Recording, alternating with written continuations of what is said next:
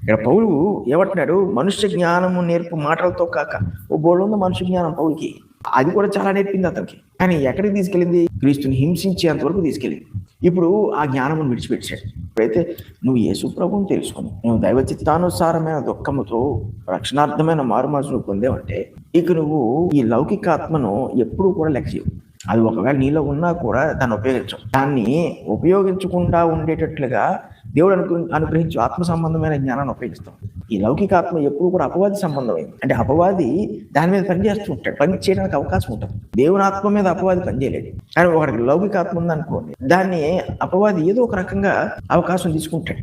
ఇప్పుడు దేవుని ఆత్మతో నువ్వు సువార్త ప్రకటిస్తూ లేకపోతే దేవుని గురించి చెప్తూ లౌకికాత్మను నువ్వు కాదంటున్నావు, నీలో ఉన్నా కూడా దాన్ని అణిచివేస్తున్నావు అంటే అందులోంచి కలిగే ఆనందం చాలా గొప్పది. ఎందుకంటే అదంతా నీకు తెలిసి కూడా అంతకన్నా మించిన దాన్ని నువ్వు కలిగి ఉండి మాట్లాడుతున్నావు అనేది గొప్ప ఆనందాన్ని కలిగేస్తుంది. అప్పుడు అపవాది ఓటమి చెందుతుంటాడు. అబద్ధ ప్రవక్తలు, అబద్ధ బోధకులు సిగ్గుపడుతుంటారు, వాళ్ళు పళ్ళు కొరుక్కుంటుంటారు. ఈ లౌకికాత్మ దేవుని ఆత్మ వలన కలుగు సంగతులను అర్థం చేసుకోలేదు, వాటిని ఊహించలేదు. దేవుడు అంత బలంగా ఆయన జ్ఞానంతో వస్తుంటాడు, ఆ జ్ఞానాన్ని తన దాసులకు అనుగ్రహిస్తుంటాడు. కాబట్టి మిగిలిన వాళ్ళందరూ కూడా వాళ్ళు పెలాపలు పెంచుతూనే ఉంటారు. ఆ మాటల్లో ద్వేషం కనబడుతుంది, వాళ్ళు మాట్లాడే మాటల్లో కోపం కనబడుతుంది, అసూయ కనబడుతుంది, అయిష్టం కనబడుతుంది, కారణములు లేక ఎవిడెన్సెస్ లేని మాటలు కనబడుతుంటాయి. ఏమంటున్నాడు ఇక్కడ? అందుకే మనుష్య జ్ఞానము నేర్పు మాటలతో కాక ఆత్మ సంబంధమైన సంగతులు అనేవి ఉన్నాయి. అది మనము క్రీస్తుకు పరిపూర్ణంగా విధేయులైనప్పుడే ఆత్మ సంబంధమైన సంగతులు ఉన్నాయన్న సంగతి మనకు అర్థమయ్యి అవేంటో కూడా అర్థమవుతుంటాయి.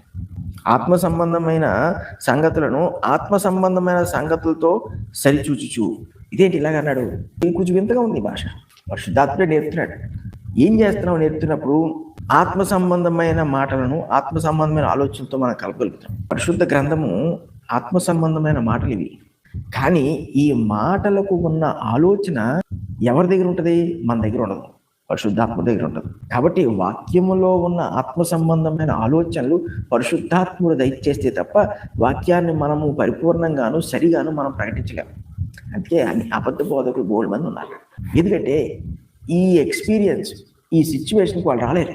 దేవుని ఆత్మను కలిగి నువ్వు ఆత్మ సంబంధమైన మాటలు ఆత్మ సంబంధమైన సంగతులతో నువ్వు సరిచూచుచు నువ్వు ప్రకటించాలి వాటిని అంటే దానికి ఎంతటి భక్తి ఉండాలి, ఎంతటి విశ్వాసం ఉండాలి, ఎంతటి త్యాగం ఉండాలి, ఎంతటి దృష్టి దేవుని మీద ఉండాలి.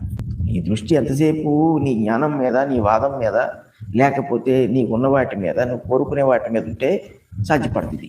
పౌలు అటువంటివన్నీ విడిచిపెట్టి క్రీస్తు వైపుకి తిరిగిపోయాడు కాబట్టి తనకు సాధ్యమైంది. క్రీస్తుని గూర్చిన పరిపూర్ణ అవగాహన వస్తే తప్ప పరిశుద్ధాత్మను గూర్చిన అవగాహన వాడకు రాదు.